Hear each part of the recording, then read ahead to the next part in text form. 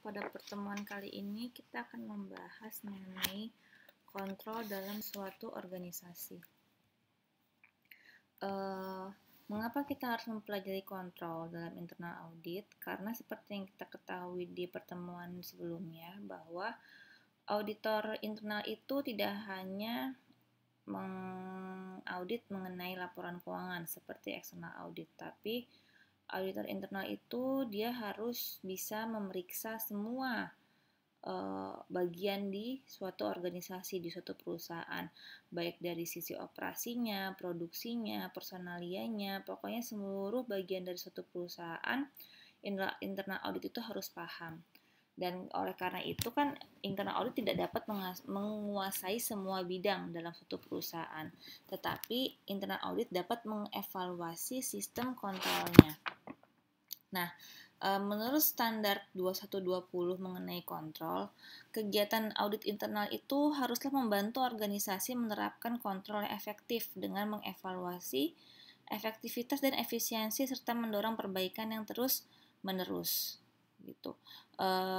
Berdasarkan hasil penelitian resiko, aktivitas audit internal haruslah mengevaluasi kecukupan dan efektivitas kontrol yang mencakup tata kelola, operasi, dan sistem informasi organisasi. Hal ini meliputi keandalan dan integritas informasi keuangan dan operasional, efektivitas dan efisiensi operasi, pengamanan aktiva, kepatuhan terhadap hukum, regulasi, dan kontrak. Untuk standar 2120 ini bisa kalian lihat di buku di halaman 55. Lalu auditor internal itu harus memastikan lingkup penetapan tujuan dan sasaran operasi dan program yang harus sesuai dengan tujuan organisasi secara keseluruhan. Lalu auditor internal harus menelaah operasi dan program untuk memastikan kesesuaian hasil dengan tujuan dan sasaran guna menentukan apakah operasi dan program dilaksanakan sesuai dengan yang diinginkan. Lalu selanjutnya adalah kriteria yang memadai diperlukan untuk mengevaluasi kontrol. Dan ketika kita mengaudit kontrol dalam suatu organisasi itu, kita harus melakukan pemeriksaan dan pelaporan atas kontrol tersebut. Laporan evaluasi harus menyatakan peran yang diemban proses kontrol dalam mencapai tujuan organisasi dan harus menyatakan bahwa bila ditemukan adanya kelemahan. Bila terdapat kelemahan harus disebutkan, termasuk dampaknya terhadap tingkat risiko dan pencapaian tujuan organisasi. Dalam membuat laporan tahunan haruslah jelas, ringkas, informatif, dan dapat dipahami. Laporan harus mencakup rekomendasi perbaikan dan informasi lainnya agar laporan menjadi berguna. Nah, pengertian kontrol sendiri berdasarkan internal audit, kontrol itu adalah penggunaan semua sarana perusahaan untuk meningkatkan, mengarahkan, mengendalikan, dan mengawasi berbagai aktivitas dengan tujuan untuk memastikan bahwa tujuan perusahaan tercapai. Sarana kontrol ini meliputi yang di bawah ini, tetapi tidak terbatas pada bentuk organisasi, kebijakan, sistem, prosedur, instruksi, standar, komite, bagian akun, perkiraan, anggaran, jadwal, laporan, catatan, daftar pemeriksaan, metode, rencana, dan audit internal. Jadi intinya sarana kontrol ini itu tidak terbatas pada bentuk-bentuk di bawah ini gitu loh.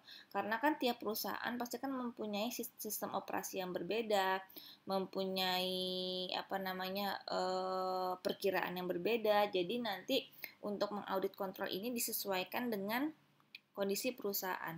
Nah, kontrol ini hanya akan memadai dan berguna jika dirancang untuk mencapai tujuan, gitu. Sehingga auditor internal tuh harus tahu dulu tujuannya, tujuan organisasi itu apa, sebelum mengevaluasi dengan layak sarana kontrolnya. Model kontrol seperti yang kita tahu itu yang paling terkenal adalah model COSO, ya kan? Tapi di internal audit kita nanti akan mengenai model COCO. Nah, model COSO ini bisa kalian baca di halaman 61. Kayaknya kalian udah sering ya ini ya, tentang kayak lingkungan internal atau lingkungan kontrol. Sorry, itu harusnya lingkungan kontrol ya, bukan lingkungan internal, saya salah.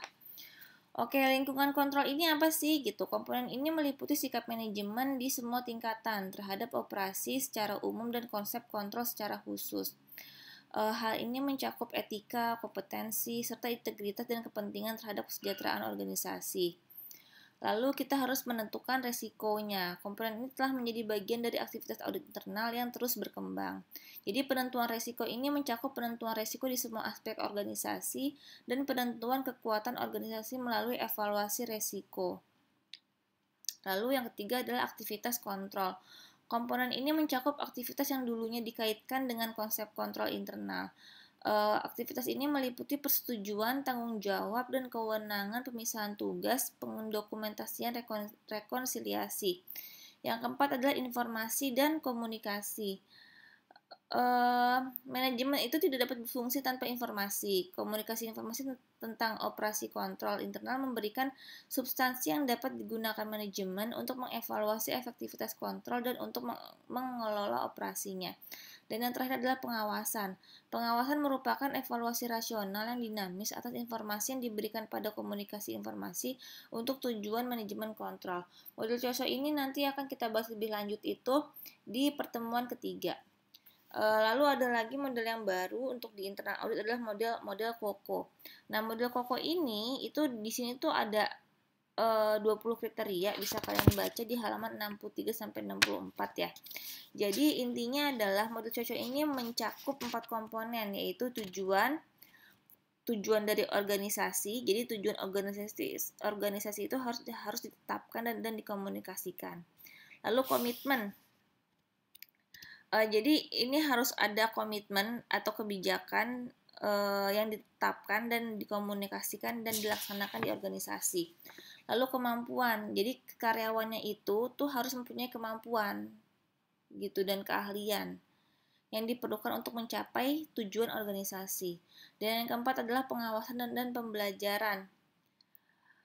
Jadi kontrolnya itu harus ada pengawasan dan dimonitor terus-menerus oleh internal audit.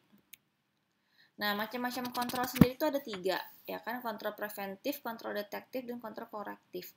Kalau preventif ini intinya adalah mencegah gitu. Jadi kita bikin kontrol untuk mencegah hasil-hasil yang tidak diharapkan sebelum terjadi. Misalnya, berarti kita harus meng-hire karyawan yang kompeten dan dapat dipercaya. Kita harus bikin pemisahan tugas, kita harus bikin otorisasi yang layak. Yang kedua adalah kontrol detektif. Kontrol detektif ini kontrol yang dirancang untuk mendeteksi bahwa ada sesuatu yang tidak diharapkan gitu. Jadi kontrol detektif ini sebenarnya dia mengukur efektivitas dari kontrol preventif. Contohnya kayak ya kita memeriksa aja kayak stok opnam, rekonsiliasi bank, cek petty cash gitu. Yang terakhir adalah kontrol korektif, yaitu kontrol yang dirancang untuk memastikan bahwa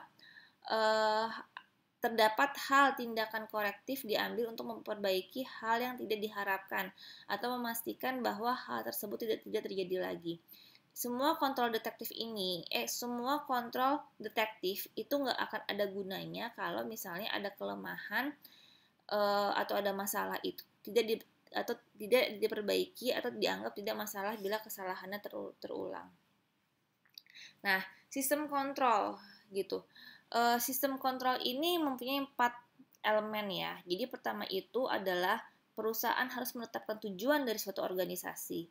Yang kedua adalah standar kerjanya gitu. Jadi untuk mencapai tujuan organisasi itu, apakah yang harus dilakukan gitu, standar kerjanya, standar kinerjanya. Yang ketiga adalah membandingkan yang seharusnya dengan yang terjadi. Jadi kita kan udah punya nih standarnya harus begini. Terus kita harus ngebandingin nih yang kejadian kayak gimana gitu loh, sesuai apa enggak gitu. Ada yang tidak sesuai dengan tujuan atau tidak. Yang keempat adalah tindakan korektif. Jadi kalau misalnya nggak ada yang tidak sesuai, maka harus dilakukan korektif. Nah, manajemen itu bertanggung jawab untuk merancang sistem kontrol, untuk memastikan bahwa tugas diselesaikan dan tujuan dicapai dengan menetapkan kontrol, mempertahankan kontrol, memodifikasi apa yang harus diubah, dan memperhatikan informasi yang diberikan oleh sistem kontrol. Nah, untuk standar internal kontrol sendiri, itu ada standar umum, ada standar khusus. Nah, untuk standar umumnya itu adalah keyakinan yang wajar. Kontrol harus memberikan keyakinan yang wajar bahwa tujuan kontrol internal akan dicapai. Yang kedua adalah perilaku yang mendukung. Manajer dan karyawan harus memiliki perilaku yang mendukung kontrol internal. Yang ketiga adalah integritas dan kompetensi. Nah, orang-orang yang terlibat dalam pengoperasian kontrol internal, kontrol internal itu yang sama aja kayak internal kontrol ya. Jadi orang-orang yang terlibat dalam pengoperasian internal kontrol harus memiliki tingkat profesionalitas, integritas pribadi, dan kompetensi yang memadai untuk melaksanakan kontrol guna mencapai tujuan dari internal kontrol. Lalu tujuan kontrol. Tujuan kontrol yang spesifik, korektif, dan wajar harus ditetapkan untuk setiap aktivitas organisasi. Yang kelima, yang terakhir adalah pengawasan dari kontrol. Manajemen harus terus-menerus mengawasi keluaran yang dihasilkan oleh sistem kontrol dan mengambil langkah-langkah yang tepat terhadap penyimpangan yang memerlukan tindakan tersebut. Itu standar umumnya. Untuk standar rincinya itu adalah dokumentasi, bahwa struktur semua transaksi dan kejadian signifikan harus didokumentasikan dengan baik. Dokumentasi tersebut harus siap tersedia. Lalu pencatatan transaksi dan kejadian dengan layak dan tepat waktu. Jadi harus tepat waktu dan harus layak. Yang ketiga adalah otorisasi dan pelaksanaan transaksi dan kejadian. Transaksi dan kejadian harus diotorisasi dan dilaksanakan oleh orang-orang yang bertugas saat itu. Lalu pembagian tugas. Otorisasi, pemrosesan, pencatatan dan pemeriksaan transaksi harus dipisahkan ke masing-masing individu atau unit. Pengawasan selanjutnya adalah pengawasan. Pengawasan harus dilakukan dengan baik dan berkelanjutan untuk memastikan pencapaian tujuan internal kontrol. Yang terakhir adalah akses dan akuntabilitas ke sumber daya. Akses harus dibatasi ke individu yang memang berwenang gitu. Jadi seseorang yang bertanggung jawab untuk pengamanan dan penggunaan sumber daya dan orang lain yang mencatatnya. Aspek ini harus diperiksa secara periodik dengan membandingkan jumlah yang tercatat dengan jumlah fisik. Jadi contohnya adalah kayak stok opnam atau cek petty cash. Nah, untuk karakteristikas kontrol, jadi kontrol itu tuh harus tepat waktu gitu. Jadi kontrol itu harus mendeteksi penyimpangan sejak awal kalau bisa gitu, supaya tidak terjadi adanya masalah. Yang kedua adalah ekonomis. Kontrol itu harus minim biaya gitu. Jadi kalau misalnya untuk mengkontrol sesuatu tapi biayanya gede, jadi mendingan nggak usah gitu. Jadi dia itu harus ekonomis dengan biaya minimum dan dengan efek samping yang paling rendah. Lalu akuntabilitas. Jadi kontrol itu harus membantu karyawan dalam mempertanggungjawabkan tugas yang diberikan. Selanjutnya adalah penerapan. Karakteristik yang keempat adalah kontrol harus diterapkan pada saat yang paling efektif. Lalu fleksibilitas, yaitu kontrol itu harus bisa diubah gitu. Jadi dia itu harus bisa fleksibel sesuai dengan masalah apa yang ada di perusahaan. Jadi jangan itu aja. Jadi kalau emang ada masalah, kontrolnya pun harus dirubah. Lalu menentukan penyebabnya. Jadi kalau menentukan penyebab itu, jadi kontrol itu tuh harus tahu gitu loh. Ini penyebab masalahnya itu di mana? Kontrol apa sih gitu yang menjadi penyebab suatu masalah. Lalu kelayakan. Kontrol itu harus memenuhi kebutuhan manajemen, layak untuk digunakan oleh manajemen. Jadi kontrol tersebut harus membantu dalam pencapaian tujuan dan rencana manajemen dan juga harus sesuai dengan karyawan dan struktur organisasi dari operasi. Nah, tapi kontrol itu juga mempunyai karakteristik yaitu masalah dalam kontrol gitu. Jadi kontrol itu pun juga bisa over gitu, sehingga menyebabkan biaya yang besar atau menyebabkan kebingungan dan frustasi gitu dari suatu manajemen. Nah, gimana sih sarana untuk mencapai kontrol yang baik gitu? Sarana operasi yang dapat digunakan manajer untuk mengendalikan fungsi di dalam perusahaan, untuk mengkontrol fungsi di dalam perusahaan itu, sarana-sarananya adalah bisa memakai organisasi, kebijakan, prosedur, personalia, akuntansi, penganggaran, dan pelaporan. Untuk sarana untuk mencapai kontrol ini bisa kalian baca di halaman 77 sampai dengan 78. oh, dari halaman 77 sampai halaman 81 ya. Jadi ini lumayan panjang, jadi kalian baca aja di buku. Terus, nah, kita sebagai internal audit itu harus mengaudit internal kontrol dari suatu perusahaan gitu. Apa sih yang diaudit oleh internal audit gitu dalam mengaudit kontrol suatu perusahaan, yaitu jadi tujuan audit terhadap kontrol perusahaan itu untuk menentukan bahwa kontrol itu memang diterapkan. Kontrol itu secara struktur tuh emang wajar gitu loh. Terus kontrol tuh dirancang untuk mencapai suatu tujuan. Jadi kontrol itu dirancangnya itu nggak asal-asalan. Jadi untuk mencapai suatu tujuan organisasi. Terus kontrol itu memang digunakan, memang diterapkan gitu loh. Jadi kontrol itu secara efisien melayani tujuan tersebut. Jadi harus efisien dan harus bersifat efektif gitu. Jadi auditor internal itu memeriksa apakah kontrol yang terjadi di perusahaan itu efisien dan efektif. Terus yang terakhir adalah manajemen menggunakan keluaran untuk mencapai sistem kontrol gitu. Lalu selanjutnya adalah aspek audit dalam kontrol risk. Jadi kontrol risk itu adalah resiko dari suatu kontrol, yaitu kemungkinan bahwa kontrol yang ditetapkan tidak bisa mendeteksi adanya penyimpangan. Jadi kan kontrol itu kan dibikin supaya tidak terjadi penyimpangan, kan? Nah, dan sekaligus kontrol itu bisa mendeteksi bahwa adanya penyimpangan. Nah, kontrol risk ini adalah resiko di mana suatu internal kontrol perusahaan itu dia tidak bisa mendeteksi adanya penyimpangan sehingga terjadilah suatu masalah gitu. Nah, kontrol risk ini harus menjadi pertimbangan dalam merancang metodologi kontrol gitu. Jadi resikonya gede apa enggak gitu. Kalau misalnya resikonya gede, berarti kontrolnya harus ditambah, internal kontrol perusahaannya harus dirombak lagi dan harus ada yang diperbaiki. Nah, elemen risiko ini akan mempengaruhi rancangan proses audit karena risiko yang tinggi membutuhkan audit operasi kontrol yang lebih ketat. Iya, karena kan kalau misalnya risikonya tinggi, berarti kan perusahaan harus lebih ketat lagi dalam mengaudit suatu internal kontrol. Nah, sekarang di sini kita ngebahas tentang kenapa sih kok internal kontrol tuh bisa nggak jalan, kenapa gitu loh. Jadi dianggap sebagai permainan. Jadi kontrol itu dilihat sebagai sebuah tantangan atau sesuatu yang harus dikalahkan, bukan sebagai alat yang berguna bagi manajemen gitu. Terus dianggap sebagai objek sabotase. Jadi pegawai itu berusaha untuk merusak sistem kontrol, menciptakan kebingungan dan merancang proyek dengan karakteristik yang kompleks. Tujuannya adalah untuk membuat sistem tidak beroperasi, tidak dapat diandalkan, dan terlalu rumit.